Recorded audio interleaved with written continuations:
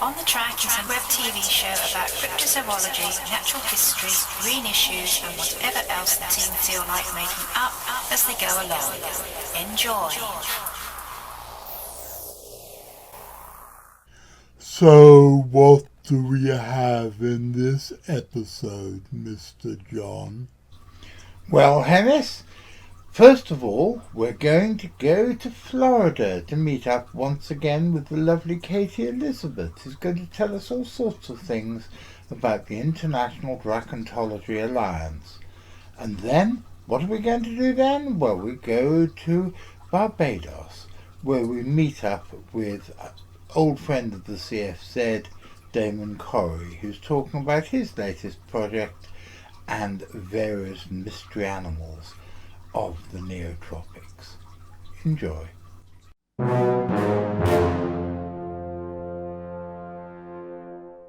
I really like the old credits.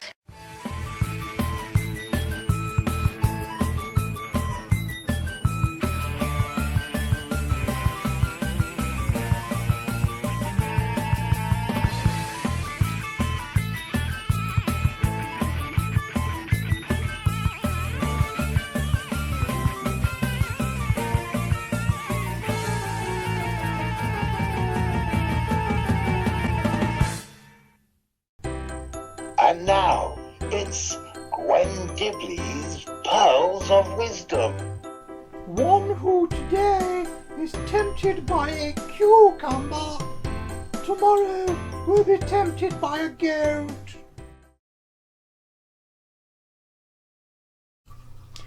Well, good afternoon, ladies and gentlemen. My name's John Downs. I'm the director of the Centre for Fortean Zoology, and welcome to another episode of On the Track. As regular viewers will know, every Wednesday evening at 6:30 and every Saturday afternoon at 3 we bring you what I like to think of as a whole general mishmash of hard science, weird shit and surreality.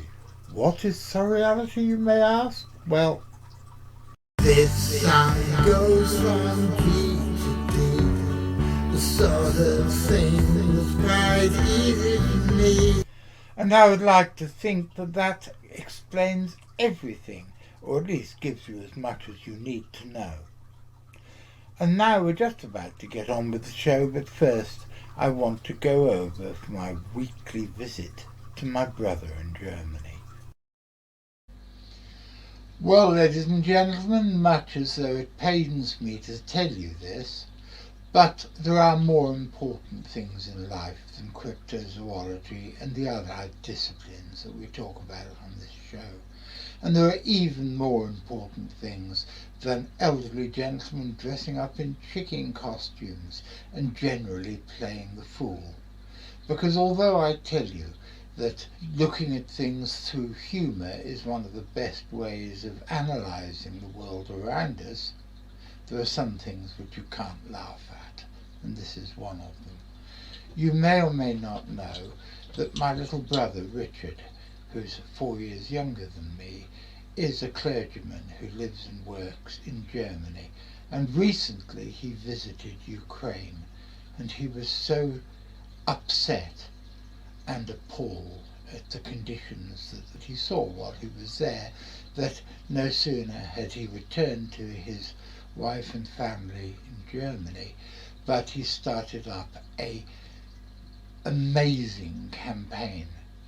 In Ireland there's a company called Kelly Kettles who make these wood-burning kettles which do not need external power sources in order to be able to cook and to boil water and to provide heat.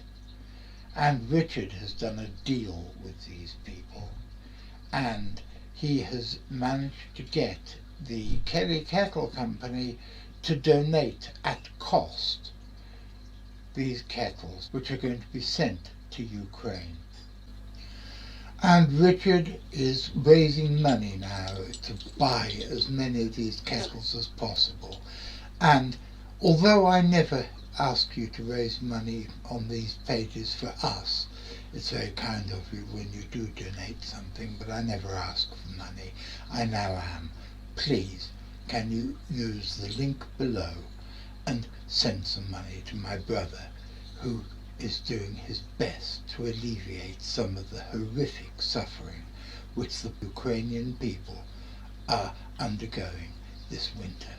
I am going to be running this advert, because I suppose it's an advert. I've never made an advert before, but I'm going to be running this advert every episode until the springtime. And if the war is still going on when we come to the colder months of the year next year, then I'll be running it again. And now we are going to resume my conversation with the lovely Katy Elizabeth, all the way over in Florida. Because there's so many, there's so many reports out there around the world, but as far as like the scientific study, you really have to dig into if there's ever been sonar readings at each lake, if there's ever been hydrophone recordings, that sort of stuff. You don't really hear about it much unless you really dig into it. So bringing the awareness to that is the biggest thing, and also conservation of these animals, because obviously they're not in every lake around the world, every sea. It's also covering sea creatures as well. It's just something that people don't think of the conservation always with cryptids. Bigfoot, you don't really see people say, oh, it's really important to not litter when we're out in the woods, or it's important to plant more trees for these animals to have more of a habitat. And I want to bring that awareness of keeping our waters clean in our lakes, rivers, streams, oceans. I think that is the biggest thing with the conservation aspect. It's not only for the animals, but for the waters themselves. And you've also got the problem that once you discover something new, some son of a bitch with a hunting rifle is going to decide it's his God-given right to go and shoot it. Yes. And that's why I basically wrote a law of protection for the champ animals in Lake Champlain. And it was passed by the New York State Legislature. So that was I was really amazed, because I didn't think they would take it seriously. But I presented my echolocation, my sonar readings, as well as video, and the thousands of reports of these animals being seen as well, and other pieces of evidence besides my own. And they were like, okay, well, this is obviously important. In my opinion, I think they already know that there's something there. It's just, the outlandish thing of saying there's these 100-foot long creatures swimming around a 120-mile long lake. Well, that's not true. Their average size is 15 to 30 feet in length. So if you fly over Lake Champlain and see how massive the lake is, you can look down and say, okay, this is extremely plausible, where animals of these size could sustain in a lake of this size. Well, I've always thought that one of our most important jobs is to cut away the nonsense that surrounds these sightings. Like in Loch Ness, I have no problem believing that there are 15 to 30-foot eels there. Yes. But the people who claim there's 100-foot monsters anywhere, they're idiots. It's not going to happen. And it's like the people who claim... I've just been reading a very interesting paper by a lady who I'm trying to persuade to come on the show about Bigfoot, in which she says that she believes the vast majority of Bigfoot sightings are of black bears, and she's explained why and how they can sometimes walk bipedally and stuff. And this is fantastic, and this is real science, whereas saying that they've hopped out of a UFO and they have cloaking devices like they do on Star Trek is just nonsense. And well, that's the earth are you doing there? Your face suddenly was woo. Yeah, I know. I had to put the phone down for a second. I've got my drink here, so I had to put it down for a second. So yeah, I mean, that's the problem with cryptozoology. You get some of these people that make these like little documentaries, and all they do is they just Google a subject really, really quickly, say the Mokalian Bembe, and they'll just mention general knowledge that you can find on Wikipedia. And it's just so simple, and they don't they don't do the research enough. And it makes it sound ridiculous. Oh, like there's some reports of Champ being 180 feet long. And I'm like, and they actually put up a marker on the lake in homage to the Lake Champlain sea serpent that's 180 feet long. The first sighting was by, I don't even think they said Samuel D. Champlain, because that's the general consensus, but the Native Americans were the first ones to report these animals as the horned serpents. So it makes me mad every time I see something like that, a documentary online or something, where it's just so simple-minded. It's like, there's so much more to this. And when people say that there's nothing in Lake Champlain, they've lived there their whole life and they've never seen anything. But if they look back at, a great uncle or a neighbor or whatever, there's always somebody that has seen something, and you can't just throw those reports away. These are people who have been on the lake all their lives, been fishing the lake. They know the difference between a sturgeon and just a serpentine type of animal moving in vertical undulation. I was reading about the Samuel Champlain account the other day, and I read that he was saying that there were enormous fish. Yeah. And he said 12 to 15 feet, as I remember, something that sort of size, which, again, is believable. Whereas 180-foot sea serpents with long necks that look like something out of Jurassic Park is nonsense. Yeah. Yeah, it's with Samuel D. Champlain, his report did say that he saw an animal that had the body basically as round as a barrel and a head shaped like a horse. The horse-like head is spot on, but there is a fish in Lake Champlain that we do have, and it's called a long-nosed gar, and we have them in the lake. And the other name is Charzaroo. And they're really ancient looking. They're armor plated, very much like the sturgeon. They all go back to the same amount of time, 100 million years ago, as well as the bowfin that are still in Lake Champlain. There's 3 ancient fish as well as sea lamprey that go back over 100 million years. So there's those species of animals in the lake still. I just don't understand how biologists can say for certain that there's nothing else. I love lampreys. I think they're fantastic creatures. I wouldn't want one attached to me. I swam in the lake twice. I don't. They're kind of squirmy and nasty looking to me, but they're interesting. You're just being all girly there. I'm going to have everybody writing to me and saying, how dare you make such sexist generalizations? So I'm sorry to everybody out there. I should not have called Katy Elizabeth. I should not have called her girly because she doesn't like the idea of a 3-foot long eel with a circular jaw attaching itself to it. I don't think I'd like to be attached to one, but I've always been fascinated by lampreys because there are the little species, the brook lamprey, are in the streams around the village that I live in. And 50 years ago, I used to catch them, and I've had them stuck onto my finger, which is pretty far out. But anyway, I'm getting sidetracked. That's okay. We all do it.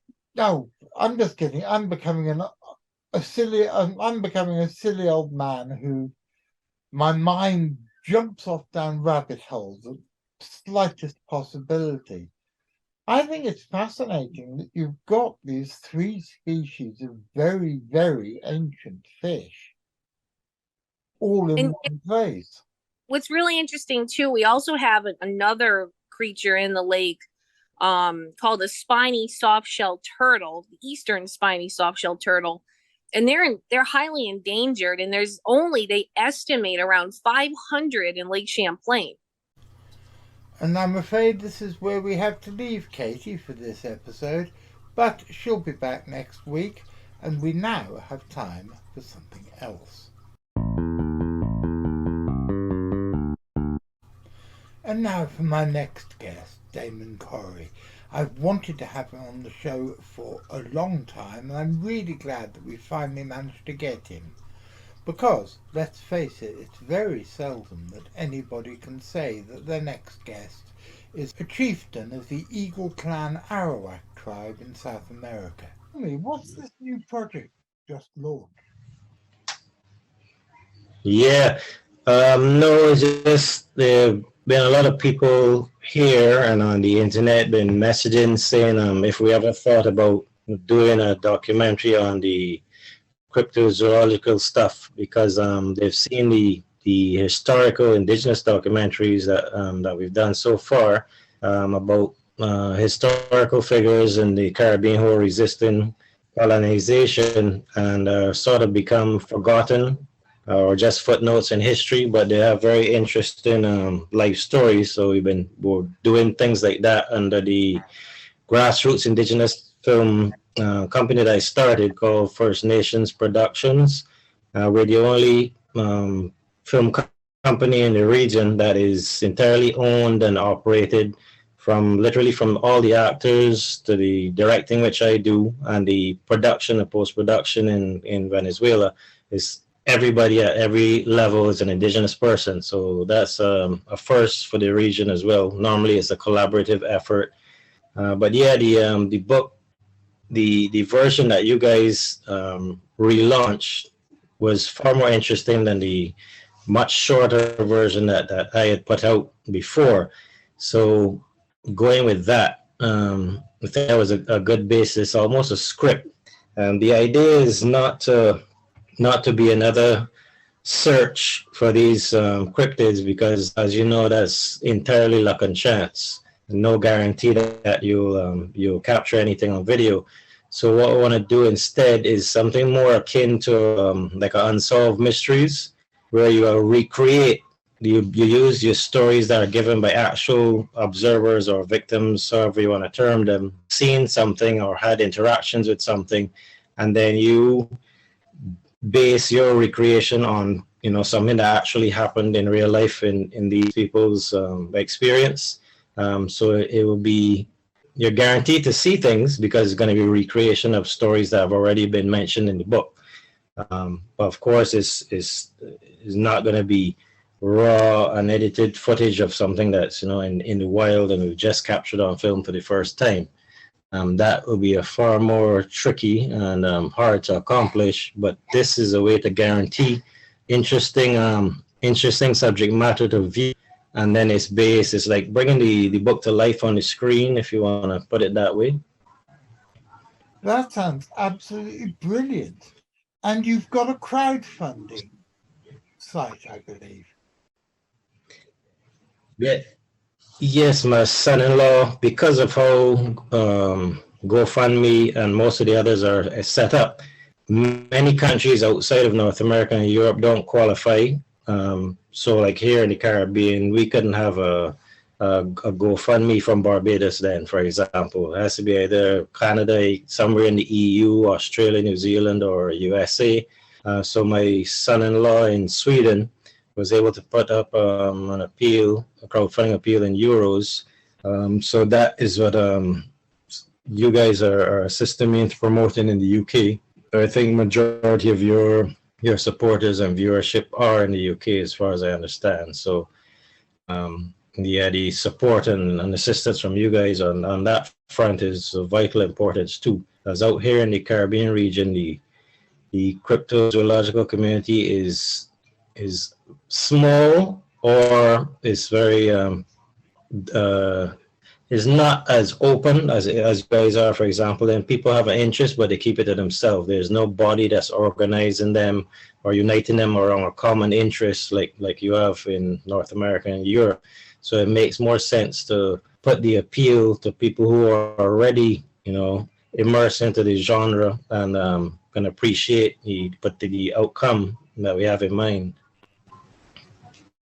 Of all the creatures that were in your book and that Richard has told me about, I think it's the little men with the red faces that intrigues me most.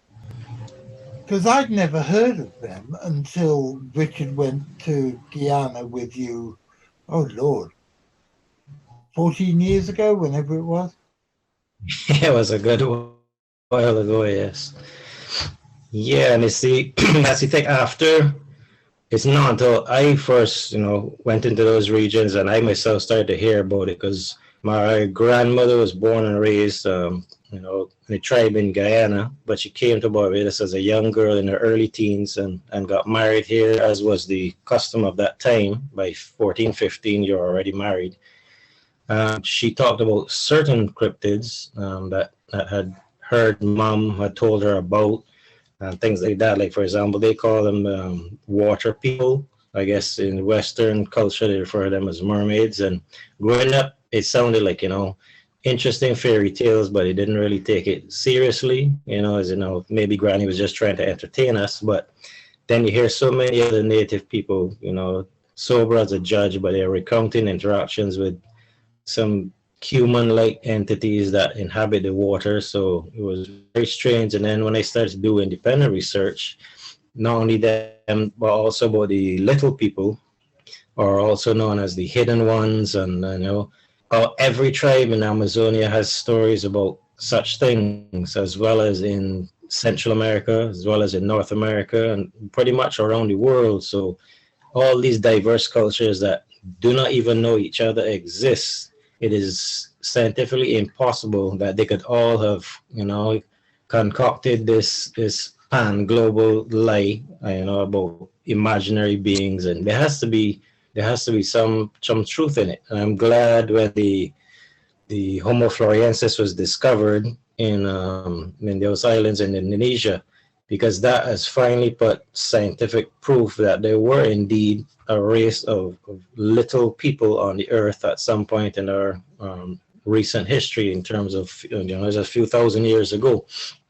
So perhaps those hominids were not restricted to Indonesia alone, but may have inhabited all parts of the globe, probably prior to the rise of Homo sapiens, and therefore all of our ancestors in all these continents saw and interacted with these peoples, and it has remained something burned into their collective memory, preserved in various folkloric traditions. So that is the open-minded angle that I am approaching the subject from.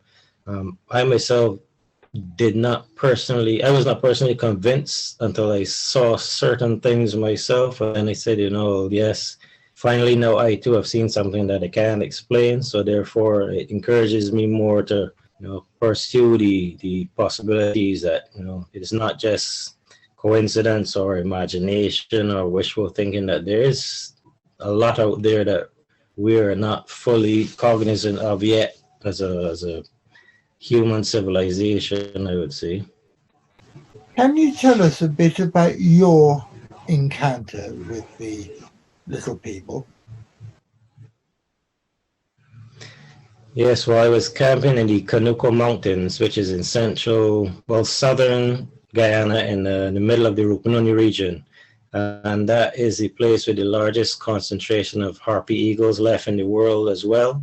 Because nobody lives up in those mountains. They have villages at the base of the mountains, going pretty much right around, and some parts of it are, people go hunting or have small farm plots, but it's not really been settled by human beings. So it's, in that sense, it's a pretty much virginal and undesecrated place, if you want to put it that way, with sightings of the Dai, which North Americans call Sasquatch or Bigfoot. Is the same creature, 8 feet or taller, covered with hair, face not really like a man, not really like a monkey, but no tail, incredibly strong, leaves these large footprints. So they are encountered there more often as well. And then the little people, there seem to be maybe at least one tribe of them still surviving in those mountains, and it would make sense because those areas are not been penetrated and settled by man, so it could be seen as a potential refuge for them. But yeah, getting back to my own experience, because hearing these stories, and the old chief Ernesto Farias from St. Ignatius village next to Latham town, he had a farm at the base of the Conuco Mountains, and I asked if I could spend a night there. And he told me, okay, we'll carry some tobacco and leave it as a gift for the little people. So I said, sure, yeah, I always carry tobacco as a prayer tool, if you want to say. So I always have that with me anyway. But I set up my tent overlooking a stream, and there was a clearing in the forest where there were trees on either side, but I could see clearly there was nothing impeding my view between the tent and the stream. It may have been like perhaps 50 feet at the most. So then as the sun goes down, the mosquitoes come out, so you kind of go in your tent and bed down for the night. But I did leave tobacco out on a stone that I had in between the stream and the tent. And, with the mosquito mesh window, you can see out clearly. So I was in the tent, looking, nothing happens. And then eventually I fell asleep. But then I was woken up in the night, hearing sounds of something walking around. So I'm excited and hoping I'm going to see a jaguar or something like that. I wasn't thinking of anything beyond that. But then I see these, because it's nighttime, you cannot see details, but you can make out the silhouette of a person. I mean, a human being is very distinctive. But there was several of them, but very small, because I from being in my, I can gauge that the height of these things were not higher than the height of the tent, and the tent is barely over a meter clearance on the inside.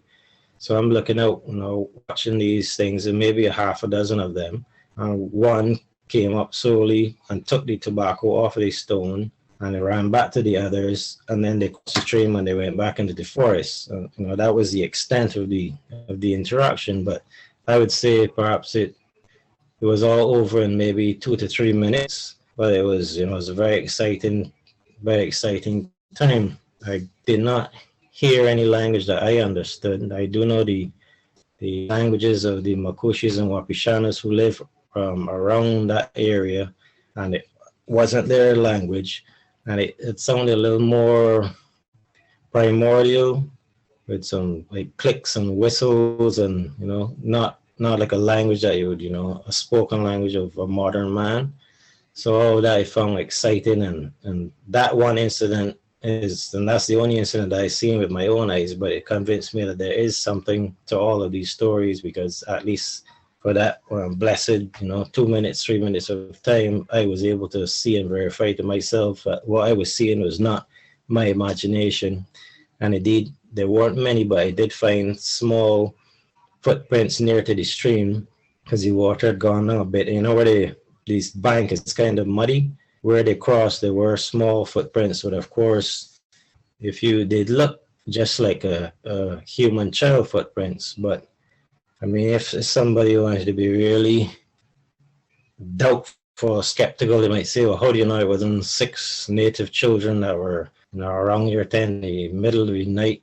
Because this is way after midnight. They're probably around 2 a.m. kind of hours where the temperature drops. There's no village within about 30 miles of where I was. So, and for that to be a meter tall, you would be talking about children who are around the ages of 6 to 8 at the most. Now, logically, realistically, man, they expect that a half a dozen children are going to be wandering in the dark without any lights in a dangerous area of mountainous jungle at that hour of the night by themselves. That doesn't happen. That's not reality. No. Parents don't even take their kids with them out in the night in those kind of areas, much less let them go romping for miles and miles alone. And you would have heard children speaking or laughing or saying something that sounded human, but they were speaking in these whistles and clicks, and that is more unlikely.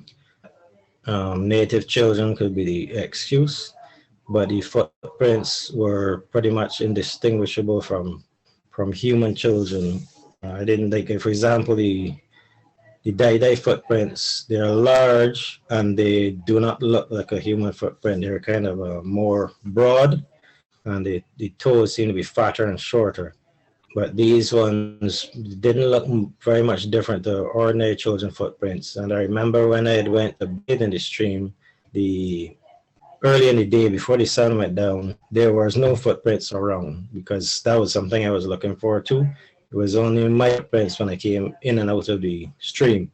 So those footprints definitely were not there from before. If they were pre-existing, you could use the rationale of maybe some native farmer brought his children with him and you only saw this. That's why I didn't bother to take a picture of the footprints. But yeah, I just remember I know what I saw, and I stand by my experiences in being one of the rationales for why I believe in the value of the project.